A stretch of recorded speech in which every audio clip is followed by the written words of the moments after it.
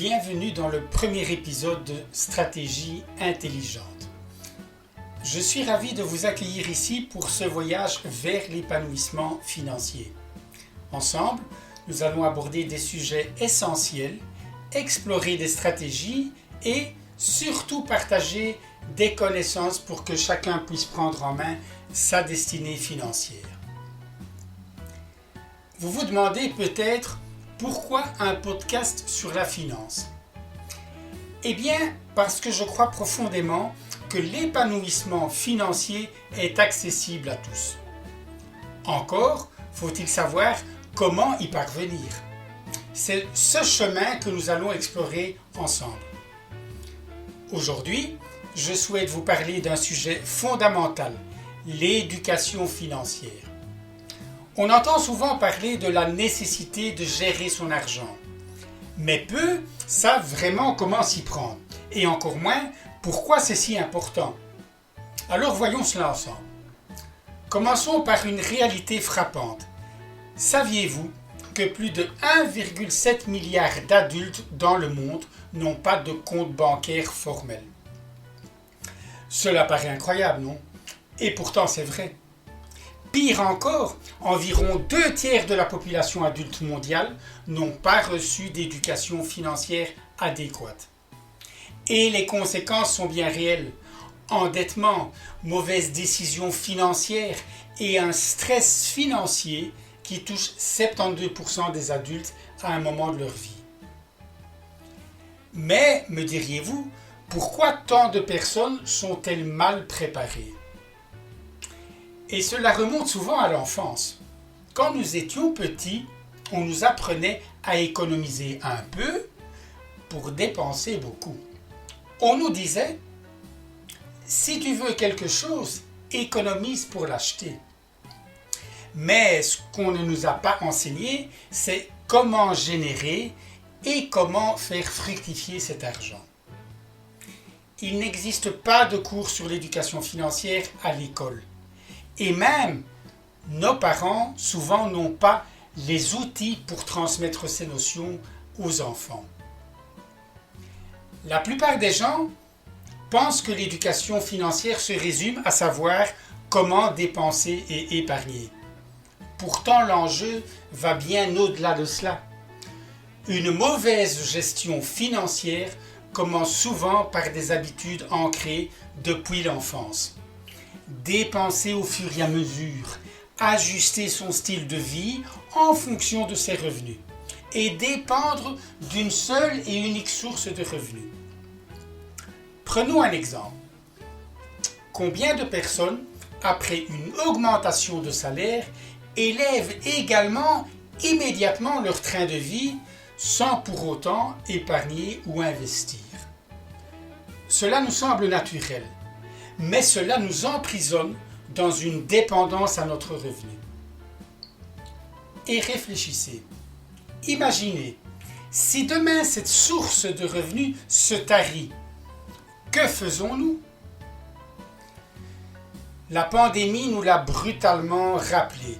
Des milliers de personnes ont perdu leur emploi et ont vu leurs réserves fondre comme neige au soleil, faute d'une véritable planification financière. Cette dépendance peut rapidement conduire à la dette. Et qu'est-ce que la dette, sinon l'expression d'une mauvaise éducation financière?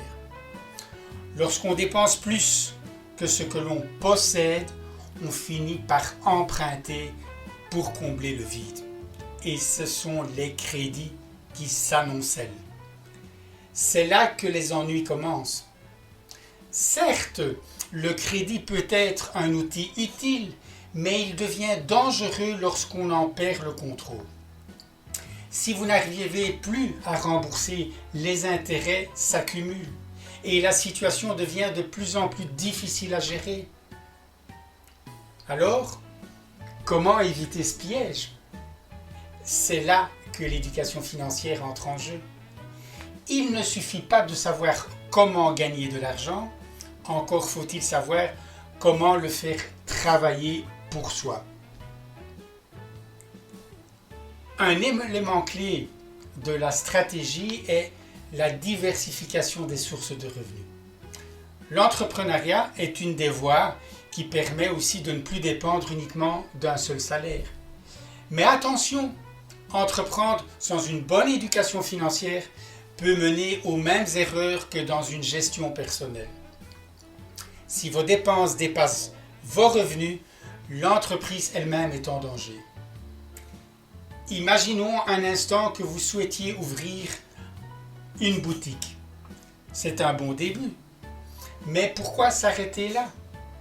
Si vous générez plus de capital, vous pouvez diversifier vos activités, ouvrir une autre branche ou investir dans d'autres entreprises. Vous ne dépendez plus alors uniquement de votre travail, mais votre argent commence à travailler pour vous. C'est ainsi que se construit une indépendance financière solide. Vous devez pouvoir planifier votre épargne. C'est un des piliers de l'éducation financière. Mais pour arriver à cette étape, il faut d'abord savoir planifier et épargner intelligemment. Beaucoup de gens voient l'épargne comme un simple coussin pour les coups durs, une réserve. Mais l'épargne, c'est bien plus que cela. Il s'agit de poser les bases de votre liberté financière. Cette épargne peut ensuite être réinvestie dans des projets qui vont eux aussi générer des revenus supplémentaires. Par exemple, si vous aidez quelqu'un d'autre à générer un revenu ou si vous investissez dans un projet qui fonctionne sans votre présence, vous pouvez diversifier encore plus vos sources de revenus. Alors, votre objectif, c'est d'atteindre un stade où vous n'avez plus à vous soucier des fins de mois, où vos besoins sont couverts sans que vous ayez à sacrifier votre confort ou vos envies. La conclusion de ce jour, l'épanouissement financier est un chemin à parcourir ensemble. En résumé, l'épanouissement financier ne se résume pas à accumuler des sommes importantes d'argent. Il s'agit plutôt de savoir utiliser intelligemment ce que vous avez, d'investir, de diversifier et d'anticiper. C'est vers ce chemin, vers la liberté financière, un chemin que nous allons explorer ensemble dans le podcast. Chaque épisode de Stratégie intelligente vous donnera des outils concrets pour avancer sur cette voie. Vous n'êtes pas seul dans cette quête, je vous accompagne. Et ensemble, nous apprendrons à grandir financièrement et à faire de la finance un allié au quotidien. Merci d'avoir pris le temps de m'écouter aujourd'hui. J'ai hâte de lire vos retours sur les réseaux sociaux et de continuer à construire ensemble notre belle communauté.